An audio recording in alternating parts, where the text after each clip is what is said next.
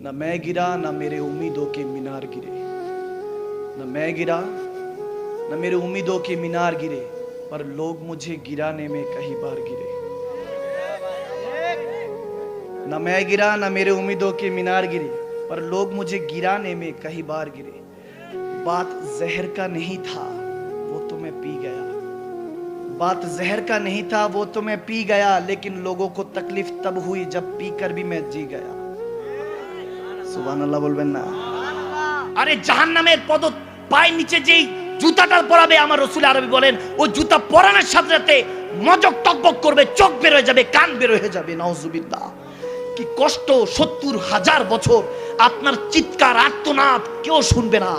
মালাইক হযরত মালিক আলাইহিস সালাম জাহান্নামের ফেরেশতা তিনি ৭০,০০০ বছর পর বলবে কে চিৎকার দেয়, তখন আমার রব্বুল আলামিনের হুকুমে আপনাকে টকবগে পানি দিবে তৃষ্ণার্ত নিবারণের জন্য।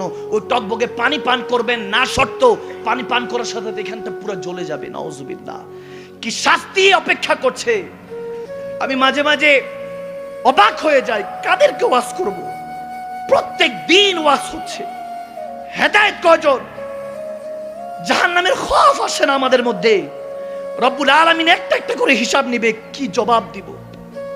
আমি মাকদুম শাহ মাদানি আমি খুঁজে পাই না, কি জবাব দিব?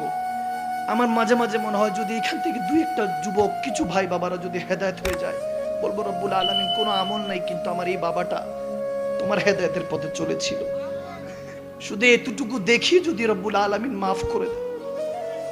আরে আপনদের জন্যই বেশি ধরা খাবো, আপনদের কারণে রব্বুল আলামিন আমাকে ফিনারে জাহান্নামা খালিদিনা, ফেরেশতারা টেনে হেঁচড়ে আমাকে জাহান্নামে নিক্ষেপ করবে। ওইদিন কেউ থাকবে না বান্দা রব্বুল আলামিনের শুকর গুজার বান্দা হতে পারছেন না। আমার রব্বুল আলামিন বলবেন, বলে রেখেছেন, সিস্টেম দিয়ে রেখেছেন, আমার বান্দাকে সুন্দর করে বড়ই পাতা দিয়ে, খেজুর পাতা দিয়ে ঢেকে সুন্দর করে গোসল দাও, দামি সাবানটা দিয়ে আতর গিলাপ ছিটাও, যাতে মাছিও না বসে। কারণ পাহাড় রেখে দেওয়ার মতো কষ্ট একটা মাছি একটা পিঁপড়া হেঁটে গেলে লাশের উপর দিয়ে। আপনার রব্বুল আলামিন যে রবের নেমো খারাম হয়ে ঘুরছি আমরা, সে রব্বে করিম বলবে আস্তে আস্তে গোসল দাও, কষ্ট যেতে না পায়। সেদিন আপনাকে উলট পালট করবে, আজকে আর আপনি কিছু বলতে পারবেন না। আপনার অহংকার শেষ, আপনার নেতাগিরি, আপনার স্কলারগিরি সব শেষ। কত বিত্তবান কতজন দাঁড়িয়ে যেত, আপনি দাঁড়ালে লাখো মানুষ আপনার কথা শুনতো, আজকে হয়তোবার কেউ কথা শুনবে না। আজকে কারো কাছে বলতে পারবো না আমাকে একা রেখে দিও না, ওই অন্ধকার কবরে থাকবো কিভাবে? আমাকে ওই কবরে যখন রাখছে, মিল্লাতে রাসূলুল্লাহ, একমাত্র রাসূলের মিল্লাতে রাখা হচ্ছে, বুঝতে পারলাম রাসূল আরবি ছাড়া আর আমার আপন কেউ নেই। কবরে গেলে নবী, আমার নবী বলতেছে যদি আমি নবীর পথে মতো চলিস বান্দা, উম্মত যদি আল্লাহকে জিসম দিয়ে রূহ দিয়ে আল্লাহকে যদি ভয় করিস, ফাত্তাকুল্লাহ মাস্তাতাতু, রূহ দিয়ে জিসম দিয়ে যদি আল্লাহকে ভয় করিস, যদি ইবাদত বান্দিগিটা ঠিকমতো করিস, কবরের সময় নয়, আমি মৃত্যুর বিছানায় তুমি নবী মুস্তাফা তোর সাথে দেখা করতে চলে আসবো। এরপর যখন আমার মিল্লাতে তোকে উঠাই দিবে, আমি রিসিভ করব। রব্বুল আলামিন রাহমাতুল লিল আলামিনকে বান্দার জন্য রিসিপশনের জন্য ব্যবস্থা করেছেন। আল্লাহু আকবার। সে রব্বুল আলামিনের পথ ছেড়ে কাদের পথে হাঁটছো মুসলমান? সেই রব্বে করিম বলছে যখন তিনটা প্রশ্ন আপনাকে কবরে রাখা হবে, আপনি কষ্টে দুঃখে কলিজাটা ফেটে আসবে।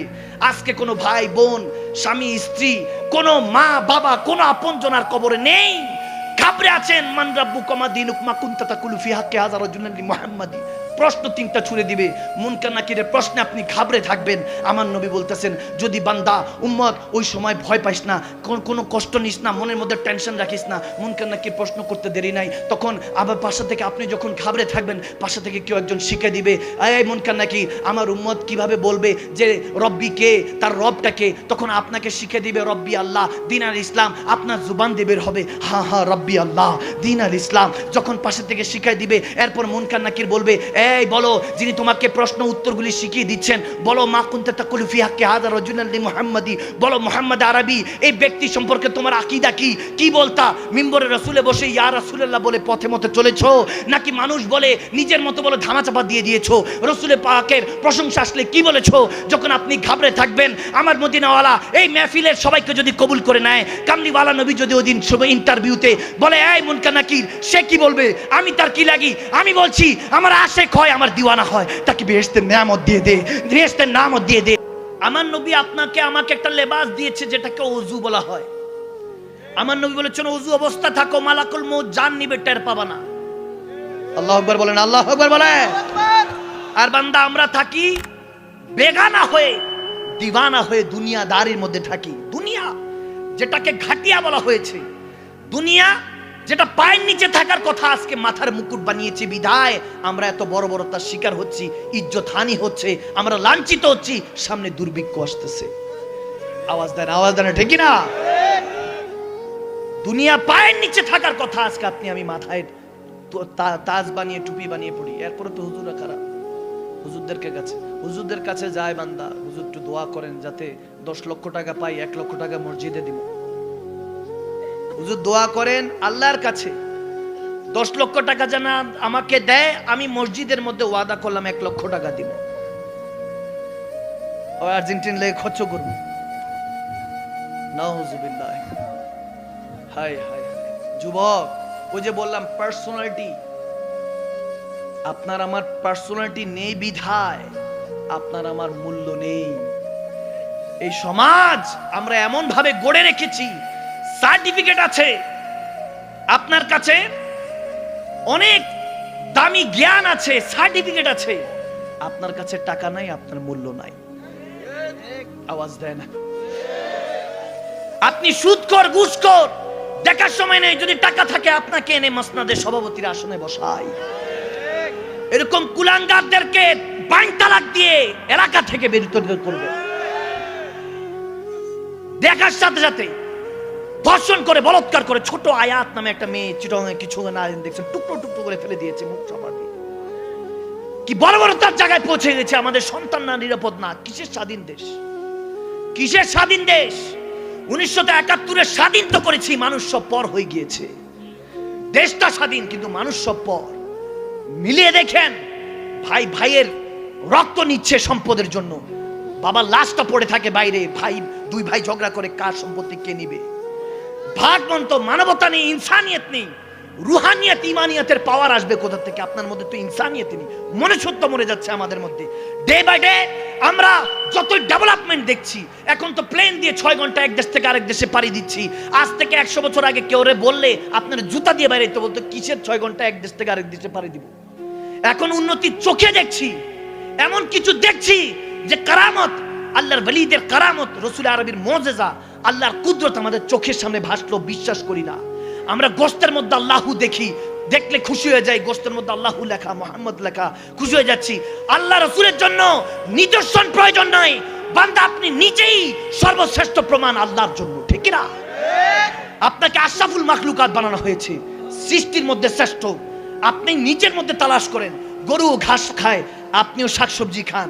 আরে ছাগলও প্রডিউস করে সন্তান, আপনিও তো সন্তান জন্ম দেন। আরে মাছ পানিতে ভাসে, আপনিও তো সাঁতার জানেন। পাখি আকাশে উড়ে, আপনিও তো প্লেন দিয়ে, হেলিকপ্টার দিয়ে উড়েন। আরে শয়তান গীবত করে, গুনাহ করে, আপনিও গুনাহ করেন। ফেরেশতা গুনাহ থাকা না সত্ত্বেও আল্লাহর কাছে ক্ষমা চায়, আপনিও তো করেন। পার্থক্য কিভাবে? এই 18,000 মাখলুকাতের গুণে গুণান্বিত আপনি, এই জন্য আপনি আশরাফুল মাখলুকাত। আপনার কাছে একটা বিবেক আছে, এই বিবেককে কাজে লাগান। আপনাদের পায়ে ধরে রিকোয়েস্ট করে যাচ্ছি, এই দিন শেষ, টাইমস আপ, সময় শেষ, পৃথিবীকে দেওয়ার সময় প্রায় শেষ। হেদায়েতের কথা উঠিয়ে নিয়ে যাচ্ছে। আমরা কি আলেম? আমরা জাহেল। বড় বড় আলেমে দিনটা উঠে গিয়েছেন, ইন্তেকাল হয়ে গিয়েছে। এনারা এসে এখন আমাদেরকে আর হেদায়েতের নূর দেখাবেন না। আবেদ সালমাদানি যেখান দিয়ে হাঁটতো সেখান দিয়ে নূর বর্ষণ হতো, মানুষ হেদায়েত প্রাপ্ত হয়ে যেত। বেনামাজি আমার কাছে এসেছে গত উরুসে নবী সাল্লাল্লাহু আলাইহি ওয়াসাল্লামে, আমার এক বাবা অনেক বছর পরে এসেছে, অনেক ধরে কষ্ট মষ্ট করে এসেছে, প্রায় 90 বছরের কাছাকাছি হবে। এসে বলতেছিল ডাকাত ছিলাম, আমাকে হায়ার করা হয়েছে আবেদ সালমাদানিকে হত্যা করার জন্য। ওই জামানা আমি বন্দুক নিয়ে গিয়েছি, ওনার চেহারা দেখে আজকে আমি তেনার গোলামি করছি, তেনার মুরিদ হয়ে গিয়েছি। আরে তেনার চেহারা দেখে রাসূলের প্রেমে পড়েছি, আল্লাহকে পাওয়ার স্বাদ জাগ্রত হয়েছে। সেই শায়েখে তরিকাতটা আল্লাহর ওলিরা চলে গিয়েছে। শাহজালাল ইয়ামানি, শাহপন ইয়ামানি, রফিকুল ইসলাম আবিদি আল আফতারিয়া চিশতি সাহেব কিছুক্ষণ আগেও বলে গিয়েছেন, শাহজালাল আবিদি, শাহজালাল ইয়ামানি, শাহপন ইয়ামানি ইয়ামান থেকে দেশে এসে ইসলাম প্রচার করেছেন। তেনারাও চলে গিয়েছে, এভাবে আস্তে আস্তে আসবে। এখন আল্লাহর ওলিরা ইন্তেকাল করলে কেন এরকম যশ খ্যাতি নিয়ে উরুস হয় না?